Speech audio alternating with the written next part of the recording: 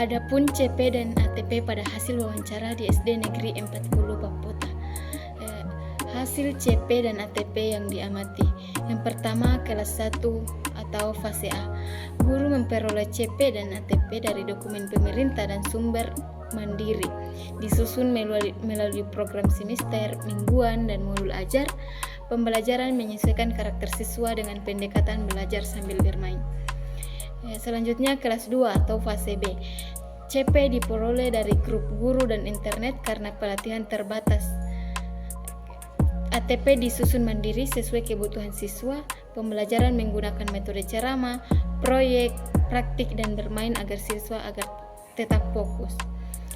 Kelas 4 fase B. Guru mengikuti pelatihan ruang GTK Deep Learning untuk memahami CP dan ATP, disusun berdasarkan buku sumber dan karakter siswa. Pembelajaran bersifat konseptual dan kolaboratif melalui kegiatan kelompok. Kelas 5 fase C. Guru mengikuti CP bersumber dari dokumen pemerintah, dikembangkan menjadi ATP yang sistematis dan konkret ke abstrak. Pembelajaran berpusat pada siswa dengan metode proyek, diskusi, dan permainan edukatif. Dan yang terakhir kelas 6 fase C. CP dari dokumen pemerintah diadaptasi menjadi ATP dan TP sesuai karakter siswa. Model ajar menjadi pedoman utama, metode demonstrasi, kuis, dan permainan digunakan untuk meningkatkan keaktifan dan pemahaman siswa. Oke, baik, selanjutnya yang kedua itu keterkaitan CP, ATP dengan profil pelajar Pancasila.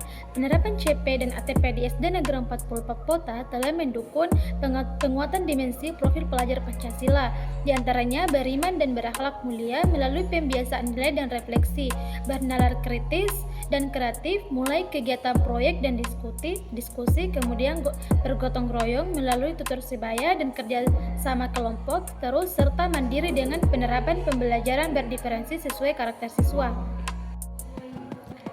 Baik, adapun yang ketiga itu perbandingan kondisi ideal dan hasil observasi. Secara umum, pelaksanaan CP dan ATP sudah berjalan cukup baik, namun belum sepenuhnya ideal. Kondisi ideal kurikulum Merdeka menuntut setiap guru memahami CP dan menyusun ATP berdasarkan kondisi analisis mendalam terhadap kebutuhan siswa. Namun, hasil observasi menunjukkan sebagian guru masih mengandalkan sumber CP dari internet karena belum semua memperoleh pelatihan resmi. Penyusunan ATP di beberapa kelas juga masih menggunakan pola tradisional. Meskipun demikian, praktik pembelajaran aktif, asesmen formatif, dan pemberian umpan balik kepada siswa sudah mulai diterapkan dan menunjukkan kemajuan positif menuju penerapan kurikulum Merdeka yang lebih efektif.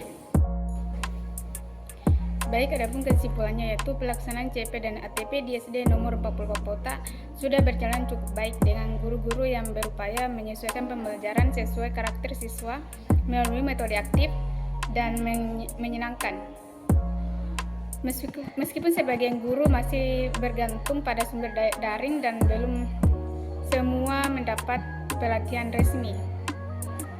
Penerapan kurikulum Merdeka telah mendukung penguatan profil pelajar Pancasila, seperti gotong royong, kemandirian, serta berpikir kritis dan kreatif. Secara keseluruhan, implementasi CP dan ATP sudah berada pada arah yang positif menuju pembelajaran yang lebih bermakna dan sesuai dengan tuntunan kurikulum ideal.